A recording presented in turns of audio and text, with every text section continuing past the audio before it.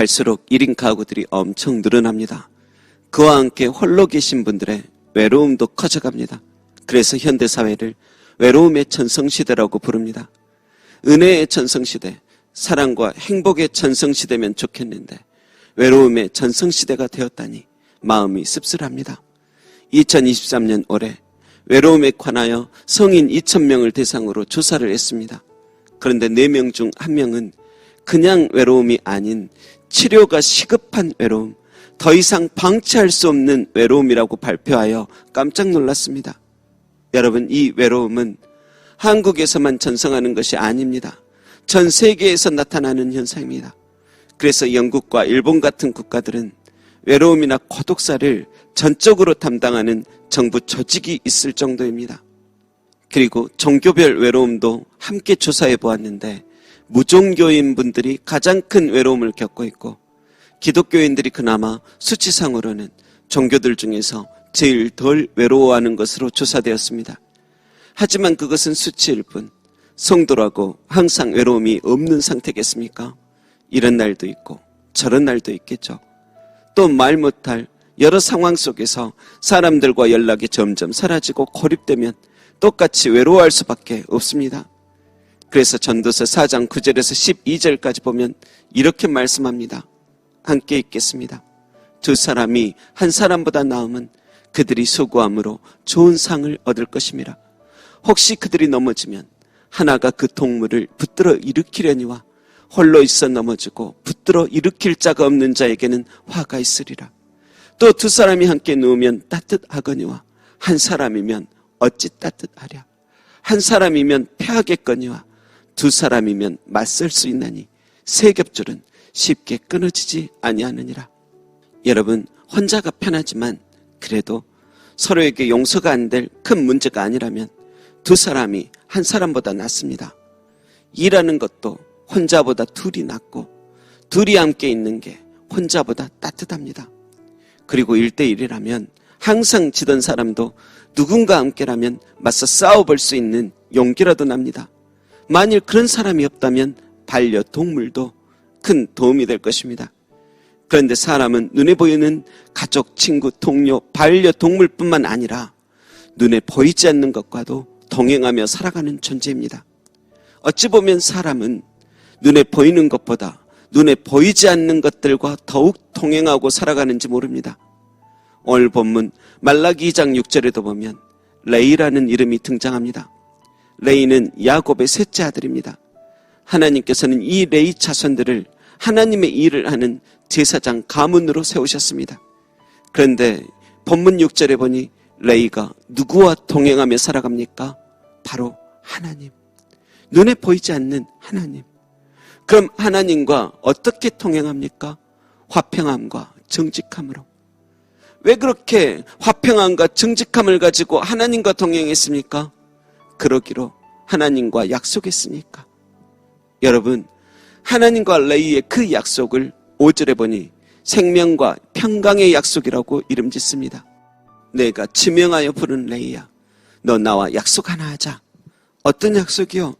너 화평함과 정직함 가지고 나와 함께 동행하며 살자.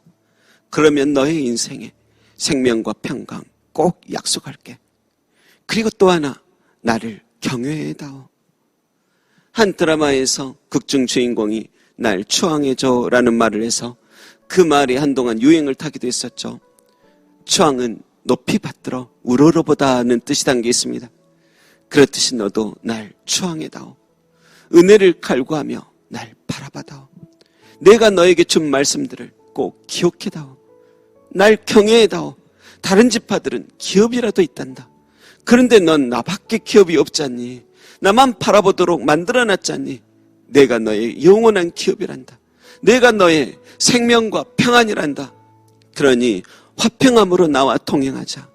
하나님과 틀어진 상태로, 섭섭해진 상태로, 불신하는 상태로 마지못해 동행이 아닌 당신 아니면 난 살아갈 수 없습니다 라고 고백하는 사랑에 빠진 연인들처럼 무슨 일이 있어도 헤어질 수 없다는 듯이 화평 가운데 동행하자. 그리고 정직함으로 동행하자. 여러분, 구약의 욥 같은 경우는 욥기 31장에 이런 말을 합니다. 난 허위와 함께 동행한 적 없어. 또 내 발이 속임수나 쓰려고 빨리 움직인 적도 없어. 만일 내가 그랬다면 밀을 심었는데 가시나무가 우거져도 좋고 보리를 심었는데 잡초만 무성해도 난 억울해하지 않을 거야. 그렇게 살았다면 나 아무 할 말 없을 거야. 한마디로 욥은 그만큼 정직함 가지고 하나님과 동행했다는 뜻입니다. 그렇듯이 레이야, 나와 동행하되 이렇게 화평함과 정직함 가지고 나와 동행하자. 그것이 나와 동행할 때 꼭 챙겨야 하는 거야. 여러분, 우리도 레이처럼 그와 같기를 원합니다. 내가 수많은 사람들에게 인기를 얻고 칭찬을 받으면서 그들과 동행하지는 못할지라도 하나님과는 반드시 동행하기를 원합니다. 창세기의 에녹도 노아도 하나님과 동행하였다 했는데 레이만 에녹과 노아만이 아닌 우리도 이제 왕같은 제사장들이요 그의 거룩한 나라들이니 하나님과 동행하며 살아야 할 것입니다. 여러분, 모세는 하나님이 늘 함께 동행하는 것을 누구보다 더 알면서도 원하건대 주는 우리와 동행하옵소서 또 간청하며 기도하며 주님과의 동행을 원했습니다. 주님이 함께 동행하지 않으면 생명도 평안도 보장받지 못하기 때문입니다. 주님이 동행하지 않으면 가나안까지는커녕 한 발자국도 나아갈 수 없기 때문입니다. 또한 잠언에는 미련한 자와 동행하지 말라, 울분한 자와도 동행하지 말라, 너까지 해를 받을까 두렵다. 그러니 지혜로운 자와 동행하라 하셨습니다. 왜입니까? 지혜로운 자는 레이처럼 하나님을 경외할 줄 알기 때문입니다. 화평함과 정직함 가운데 주와 동행하기 때문입니다. 그래서 다윗도 성의를 지키는 무리와 동행하며 기쁨과 감사의 소리를 내며 살았다 말합니다. 여러분, 우리도 항상 서로 하나 되어 사랑과 화평함과 정직함으로 동행하길 원합니다. 하나님을 경외하여 기도하며 예배하며 기쁨과 감사의 소리를 내며 살기를 원합니다. 하지만 나중에 레이지파는 결국 하나님과의 약속을 저버립니다. 옳은 길에서 떠나버립니다. 장자지파인 유다지파마저도 가증한 일을 행합니다.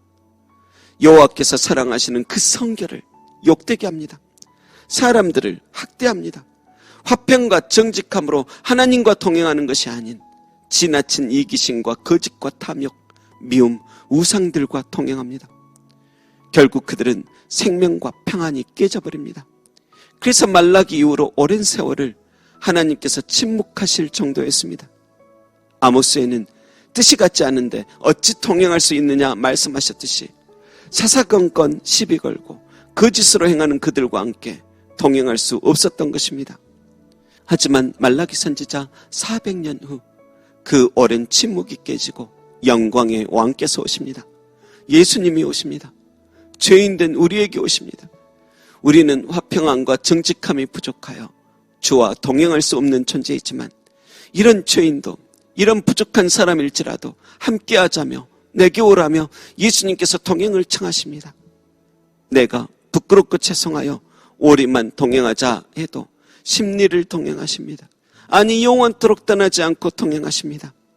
이제껏 주님과 동행함이 아니요 세상과 동행하며 살아온 나인데 그래도 널 사랑한다 하십니다. 말로 다 할 수 없는 그 더러움들, 죄들 십자가의 피로 씻겨주십니다. 다시 하나님과 생명과 평강의 언약을 맺을 수 있도록 하나님의 자녀 삼아 주십니다. 여러분, 이런데도 당신이 주와 함께 동행하지 않으신다면 참 어리석습니다. 하나님과 동행할 수 있는 길이 다시 활짝 열렸으니 이제 한 걸음 한 걸음 남은 인생 주와 함께 동행하시기를 주님의 이름으로 축원합니다. 기도하겠습니다. 하나님, 예수님의 십자가로 생명과 평안의 언약을 우리와 맺어주시니 감사합니다. 부족한 내게 다시 손 내미시며 나와 동행하자 하시니 감사합니다. 은혜의 일들 속에 우리와 함께 하시길 바라시는 주님이 참 좋습니다. 그래서 남은 인생 정직함과 화평함 가지고 주님과 같은 뜻을 품고 동행하길 원하오니 성령님 우리 마음 붙잡아 주옵소서. 감사드리며 늘 나와 동행하시는 예수님의 이름으로 기도합니다. 아멘.